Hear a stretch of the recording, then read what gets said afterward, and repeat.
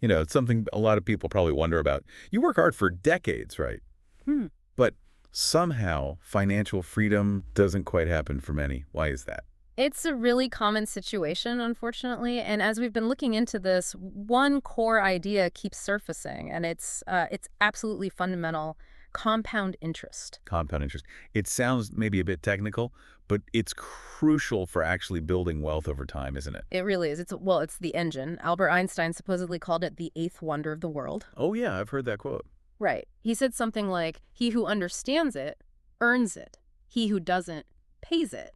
And the thing is, a lot of people are unknowingly paying it. Paying it. Okay, so let's make sure we're crystal clear on what compound interest actually is. How's it different from, say, simple interest? Okay, simple interest is, well, simple. Let's say you invest $1,000 and it earns 10% per year. Simple interest means you get $100 that first year. Right, $100 on the 1,000. Exactly. And the second year, you earn another $100 on that original 1,000. So after 2 years, you've got your $1,000 plus $200 in interest, $1,200 total. The interest amount is fixed each year. Okay, straightforward enough, but compound interest. That's where things get more interesting. That's where the magic happens, really. With compound interest, using that same $1,000 at 10%, after the first year, you still have $1,100. So far, same. But in the second year, the 10% isn't calculated just on the original $1,000. It's calculated on the whole $1,100. Ah, okay. On the principal and the interest you already earned. Precisely. So in year two, you earn $110 in interest, not just $100. Your total is now $1,210. It seems like a small difference at first, just $10 more. It does. But that's the key.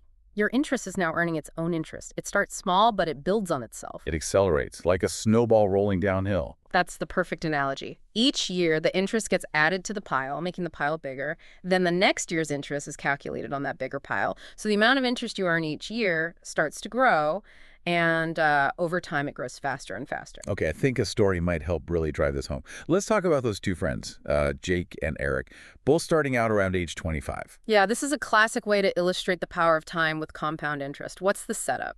Okay, so Jake, he starts investing at 25. He puts $200 every single month into an index fund. Let's assume it gets a 10% average annual return, just for the example. $200 a month, 10% return. Okay. He does this consistently for 10 years, so until he's 35. Yeah, no. And then he stops completely, doesn't add another penny. So 10 years of saving, $200 a month, then he just lets it ride. What about Eric? Well, Eric waits. He doesn't start investing until he's 35, the age Jake stopped. Okay. Eric also invests $200 a month, same index fund, same 10% return, but he keeps going for much longer. He invests that $200 every month for 30 years, right up until he turns 65. All right, so Jake invests for 10 years early on. Eric invests for 30 years, but starts later. Logically, you'd think Eric, investing 3 times as long, putting in way more total money, he should end up with more, right? You would absolutely think that. But here's the kicker, the really surprising part. Jake, who only invested for those first 10 years and then stopped, he actually ends up with more money at age 65 than Eric. Wow. Even though Eric invested for 30 years straight. Even though Eric invested consistently for 3 decades, it really highlights just how incredibly powerful starting early is. It's all about the time, isn't it? Jake's money had, an extra 10 years right at the beginning to start compounding. Exactly. Those early years gave his investments a massive head start. The compound interest had more time to work, generating returns, and then those returns started generating their own returns. That exponential growth later on, even with 0 new contributions, just took over. It really hammers home that time is maybe the most important ingredient here, more important than the total amount invested even. It seems like it, in this scenario anyway. So, if compound interest is this powerful, why don't more people, really reap the benefits? What holds them back? Well, probably the biggest reason is just starting too late. People put it off. Retirement feels like it's ages away when you're in your 20s or 30s. Yeah, other things seem more important. Student loans, maybe a house deposit. Exactly. Life happens. So many people don't really get serious about investing until their 40s, maybe even 50s.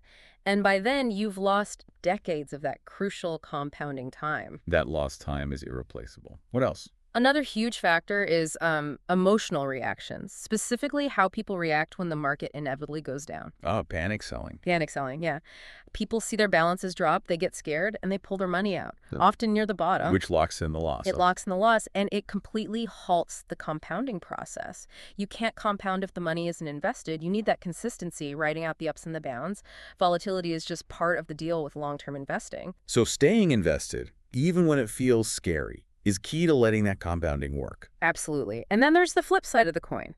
High interest debt. This is where compound interest starts working against you. Like credit cards. Credit cards are the classic example. High interest rates, maybe 20% or even more. If you carry a balance, that interest gets added on.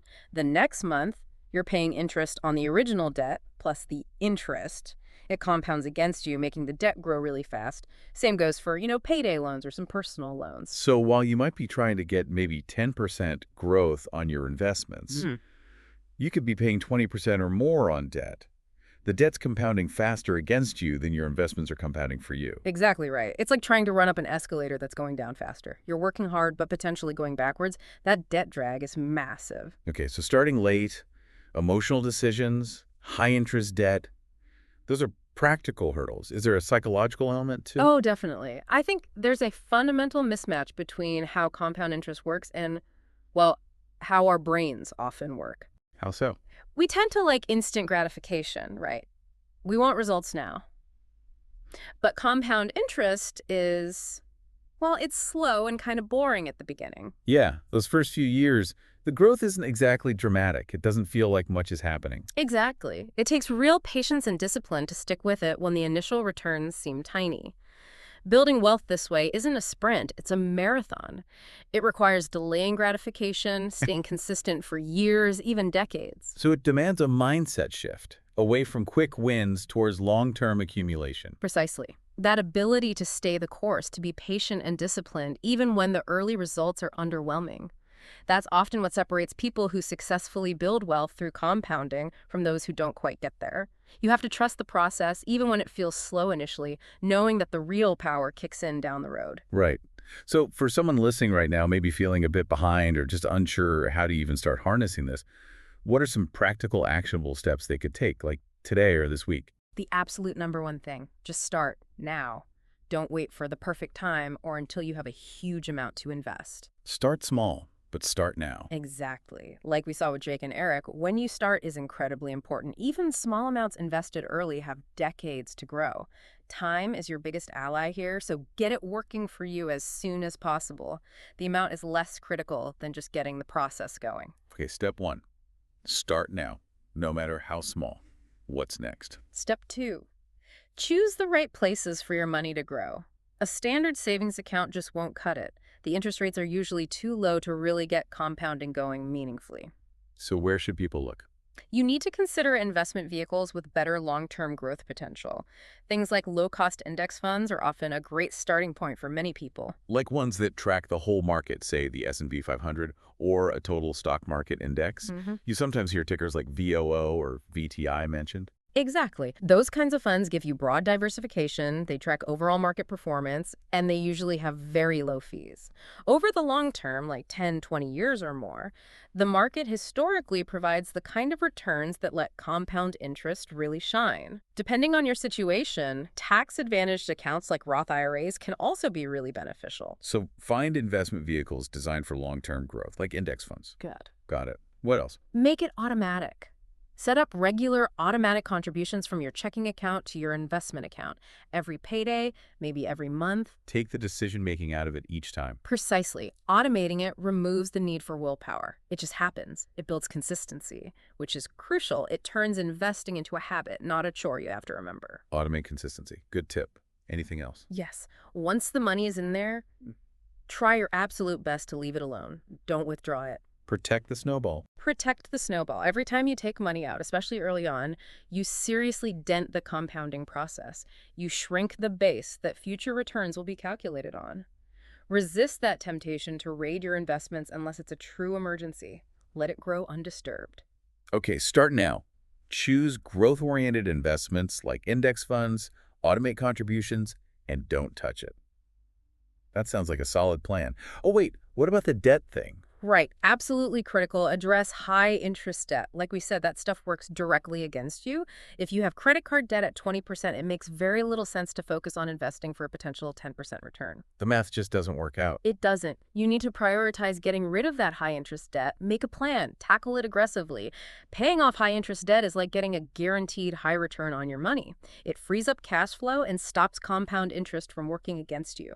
Fix the leaks before trying to fill the bucket. Makes sense. hmm When you put it all together, you see that building wealth for most people isn't really about some secret knowledge or genius insight.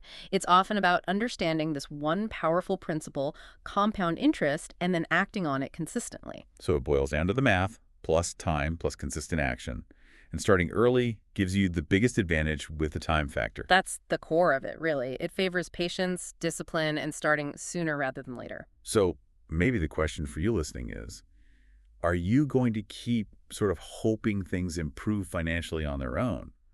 Or are you going to decide right now to take that first step, to plant the seed, start investing, even if it's small, and let compound interest start working for you? Because becoming wealthy, or even just financially secure, almost always involves investing. It's not about how much you have now, it's about starting the process.